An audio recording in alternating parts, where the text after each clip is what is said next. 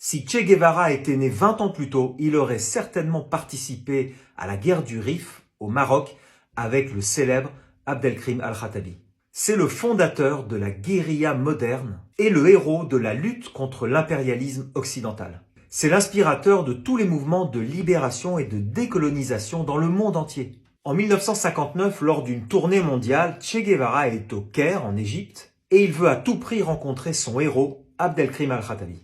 Le Che est à son apogée, il est très célèbre, mais il ressent une certaine humilité en présence d'Abdelkrim et il lui dit ceci: « En survolant le Rif, j'ai vu ces montagnes, ce relief accidenté. C'est idéal pour une guérilla.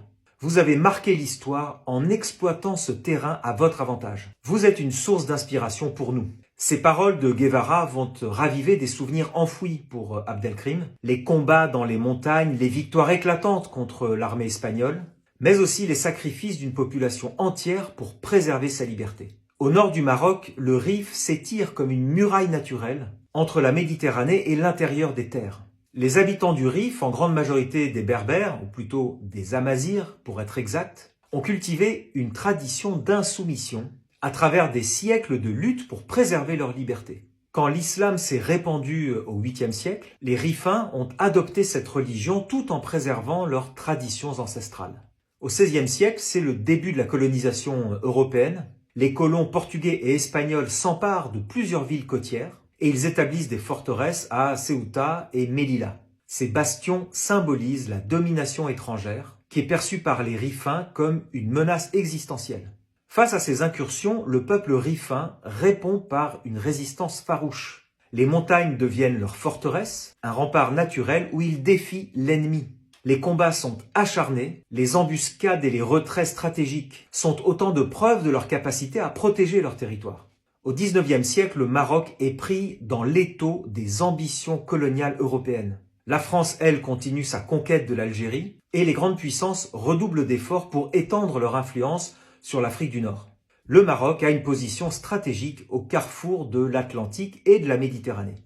L'Espagne voit dans la conquête du Maroc une opportunité de redorer son prestige colonial et la région du Rif représente une prise stratégique pour tous ceux qui veulent contrôler le détroit de Gibraltar. En 1860, forcément, la guerre éclate entre l'Espagne et le Maroc. Les troupes espagnoles, bien équipées et supérieures en nombre, vont infliger une défaite aux Marocains. La capitulation contraint le sultan à signer un traité humiliant. Il doit céder des territoires et payer des indemnités de guerre. Les populations locales continuent de défendre leur autonomie. La France, l'Espagne et même l'Allemagne rivalisent pour assurer une domination sur cette région.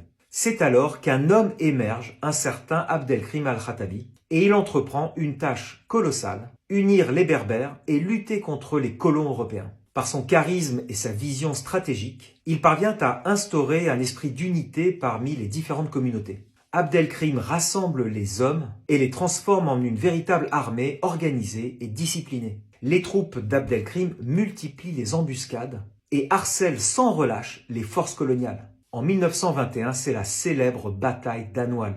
Abdelkrim marque un coup décisif contre l'Espagne. On peut dire que c'est la plus grande humiliation militaire de l'Espagne. C'est une victoire totale pour Abdelkrim et une manifestation éclatante de la stratégie rifaine. Pourtant, les Espagnols étaient mieux équipés et numériquement supérieurs. Plus de 15 000 soldats espagnols vont tomber au combat. Cette victoire renforce le prestige d'Abdelkrim et fait trembler Madrid. Pour Abdelkrim, c'est un pas décisif vers son objectif ultime. Il proclame en 1923 la République du Rif. Cette déclaration d'indépendance reflète la vision d'un leader prêt à tout pour défier l'ordre établi. Il veut fédérer toutes les populations du Rif sous une seule autorité et bâtir un État moderne et autonome.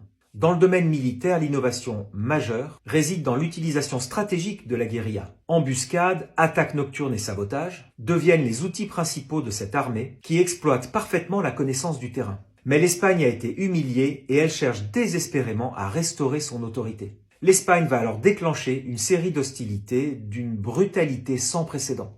Ils envoient des raids aériens intensifs. Ils ciblent les villages, les récoltes, les infrastructures. Ils vont même jusqu'à utiliser des gaz chimiques pour semer la terreur dans la population.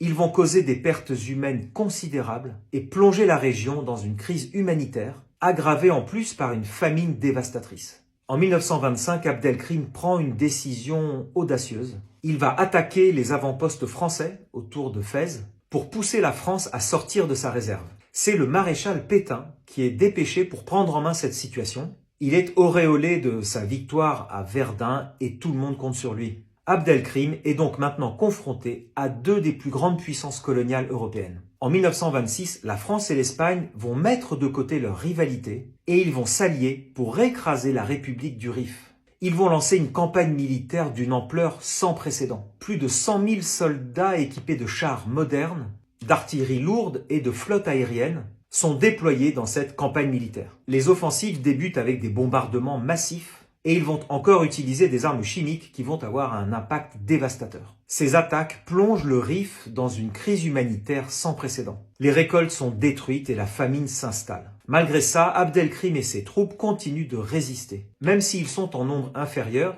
ils vont s'appuyer sur la connaissance du terrain et sur des tactiques de guérilla redoutables. Ils vont faire des embuscades, des attaques nocturnes et des sabotages qui vont ralentir l'avancée des troupes coloniales. Ils vont infliger des pertes significatives à l'ennemi, mais les colons vont systématiquement raser les villages. Abdelkrim comprend qu'il est impossible de poursuivre la lutte sans arriver à l'anéantissement de son peuple. Il décide donc de se rendre aux Français. Il va être exilé et plus tard il s'installera en Égypte. Son départ symbolise la fin d'une époque de résistance ouverte, mais son combat continue d'inspirer les mouvements anticoloniaux à travers le monde. Bien que la République du Rif n'ait duré que quelques années, elle demeure un symbole puissant de la quête de liberté et d'autodétermination. Son combat a inspiré des générations de révolutionnaires, Mao Tse-tung, Che Guevara, Ho Chi Minh au Vietnam. La lutte d'Abdelkrim et le sacrifice des Rifins a éveillé une conscience collective parmi les Marocains, nourrie par le mécontentement croissant envers la domination coloniale. Les décennies qui suivent voient émerger des leaders nationalistes inspirés par les combats du Rif qui mèneront le Maroc à l'indépendance en 1956.